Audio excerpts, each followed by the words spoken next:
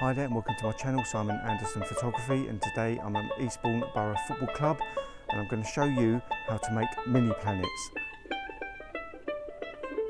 Oh, bloody hell, mind it!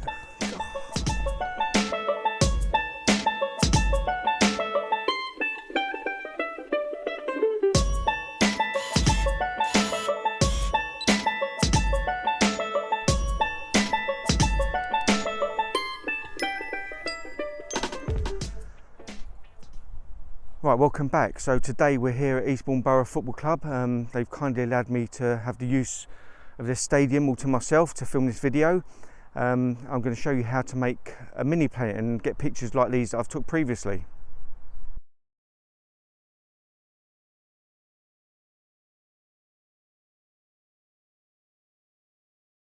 So if you like being creative, you want to try something a bit different, you know, and have some fun, I'm going to show you how to create these mini planets. I'm going to show you two different techniques, one with a tripod and one without. You can get very similar results. So if you haven't got a tripod, you know, and cable releases or all that gear, don't worry about it. You just really need your camera and a wide or as wide as possible lens as you can. Today, for the tripod shot, I'm using the Tamron 15-30 at 15mm. I've got my Nikon D750 full frame camera. Got it attached to a, don't know the name of it, it's the ball head for Manfrotto, and the 055 tripod as well, which is a nice sturdy tripod. To do a mini planet, basically you're taking a panoramic shot. So if you know panoramics, where you do from 180 degrees from left to right, but this is a 360 degree panoramic shot we need to do to create the mini planet. So you need sort of a panoramic sort of head where you can move the tripod, the camera around on its axis. So I'm going to do this in portrait mode to get as much as the sky and the flooring possible as well. For settings, at the moment it's cloudy, which will give me even light, which is good. I'm f11 for as much depth of field as possible, 20th of a second at ISO 200. Another important thing is make sure your white balance is set. Don't leave it on auto, because you're taking so many pictures. If the light changes, it's going to throw your whole thing out of kilter. So I've got mine on cloudy because it's cloudy today, and that's it. You know, if you want, you can have a cable release if you want to, you know, go that extra step, but I'm just going to get this going and show you this technique. I've already lined it up to the center of the pitch and focused a third of the way in to get as much depth of field as possible, and that's it really. So let's get going. I'm going to now do a 360 degree pan of the whole football pitch from the center spot. So let's get to it. One thing, I'm going to take a picture of my hand first of all to show where I've started taking a panoramic, and one at the end where it finishes, so don't get confused. So also what I'm going to do is, as I'm moving it around, I need to overlap the pictures by probably about 20 or 30%, so the software can stitch them together really well.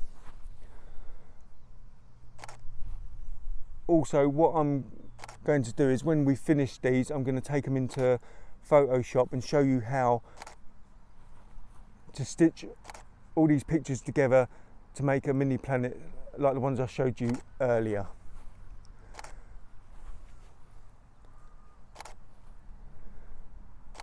The good thing about using a tripod as well is you can go for the lowest ISO possible, maximum depth of field, and it doesn't matter about your shutter speed. So if they're too really slow, like mine 20th of a second, I might struggle to hand hold that a little bit. So now I'm back where I first started. That's the last picture, and now I'm going to take a shot of my hand again so I know where I've finished. So that's the setup for a tripod, which is going to give you the best results. Now if you haven't got a tripod, I'm going to show you how to do this again. So I made a mistake with my last settings because the light changed. I had to readjust my settings, and it was f11 at 80th of a second, ISO 100, so I had to change it on the fly. But we're going to do that again. I'm just going to take a test picture, but I'm going to hand hold it this time. and that's good. I've got detail in the darks, the shadows and the highlights, so I can bring back detail and sort of reduce the highlights for a more dramatic shot. So I'm going to stick with the same settings, but because it's 80th of a second on 15mm, I can hand hold this. So I keep the settings exactly the same, but like I said, if it's darker and you're on a slower shutter speed, you might have to drop your aperture to increase your shutter speed, or up your ISO as well, so you can hand hold it. But I'm going to do the same.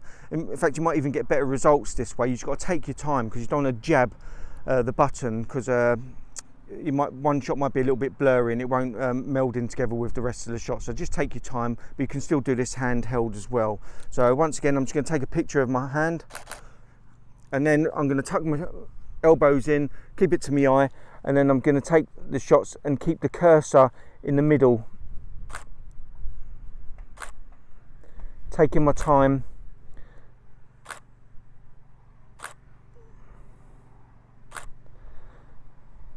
Overlapping the shots as I go, just stopping for just a second just to steady the camera.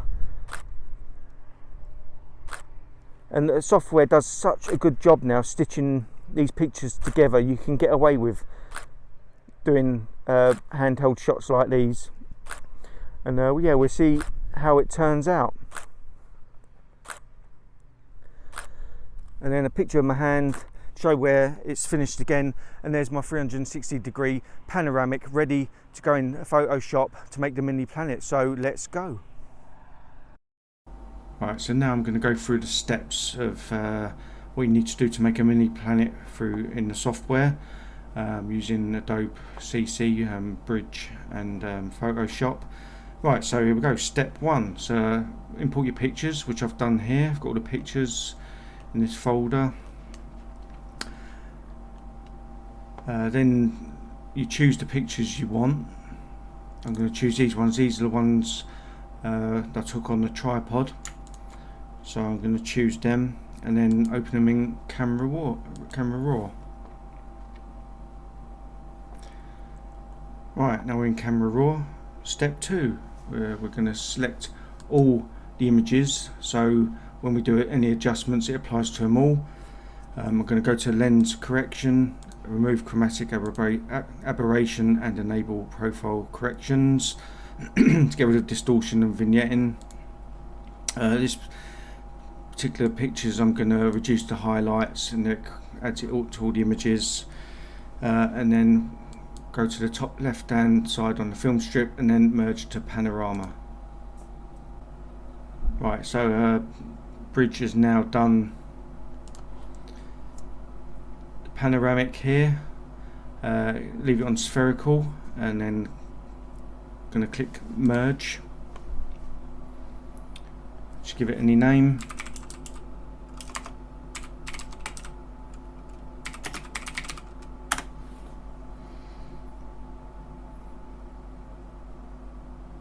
And then it will merge all the images together as one file on the bottom left hand side, ready for importing into Photoshop.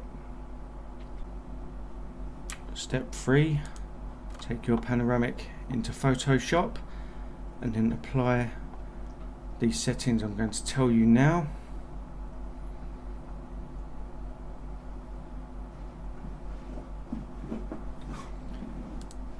Right, first of all, we need to go to image and image size.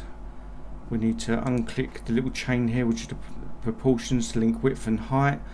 Then what we do is we copy the width and make it the same as the height, and then click OK. If you have a slow computer, just do it the other way round, make the smaller number and copy and paste that as well, so it's the smaller number in both boxes. I've got quite a fast computer, so it's going to handle it okay. So now we need to do is go into image rotation and rotate 180 degrees so it's upside down. Then we need to go into filter, distort and polar coordinates.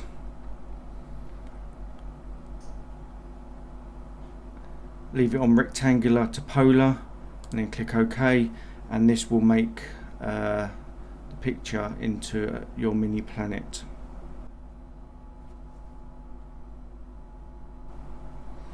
And there we go, there's our mini planet. I'm just going to straighten it up. I'm just going to crop it and then rotate it so it's a bit more symmetrical, and then we've got the floodlights either side, so once that's cropped, that'll be that stage done.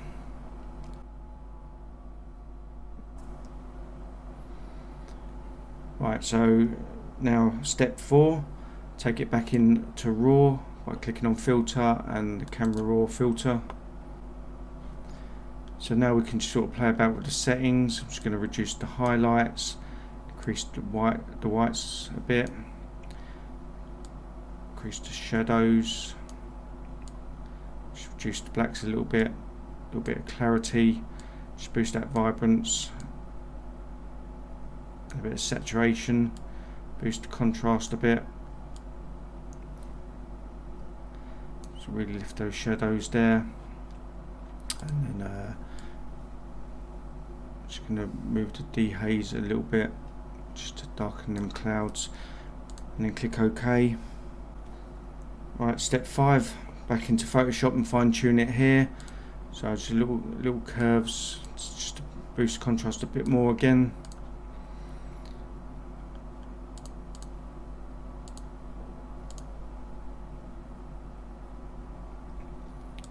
I'm just going to add a high pass filter to sharpen it a bit.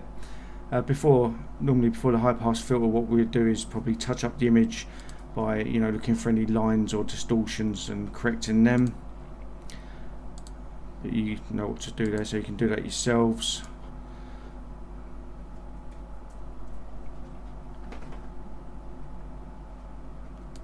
So like I say, before you sharpen it with high pass filter, you get rid of any sort of lines and distortions, but as you can see, the detail here is absolutely incredible due to the file size. And there we have our mini planet. So all we need to do now, step 6, is save your image.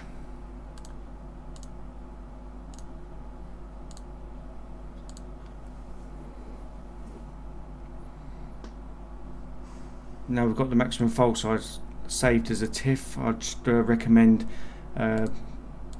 making a smaller file size because that's quite big. Let's just link these back up. Just make it around 6,000, and then you've got a high-res JPEG with a much smaller file size, and then you can save that as well. So there we go. That's your mini planets.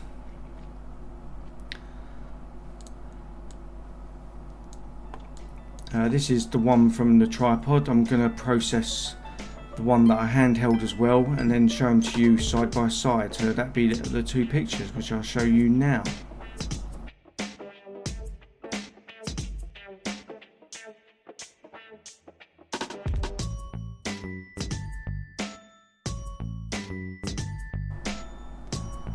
Right, so I hope you like this tutorial. If you want to go out and make some mini planets, go and have fun with it. It's creative. It's like a little niche in photography, something different to do. If you like it, don't forget to subscribe. I've got more coming up. Leave a thumbs up. If you've got a comment or a question, just leave them down below in the comments box. Don't forget to click the notification bell. And also, I've got the steps for this tutorial and an old blog that I've done ages ago. I'll put the links in the description below. Any links that I want to put in will be in the description, so check them out. And I'll see you in the next one. See you later.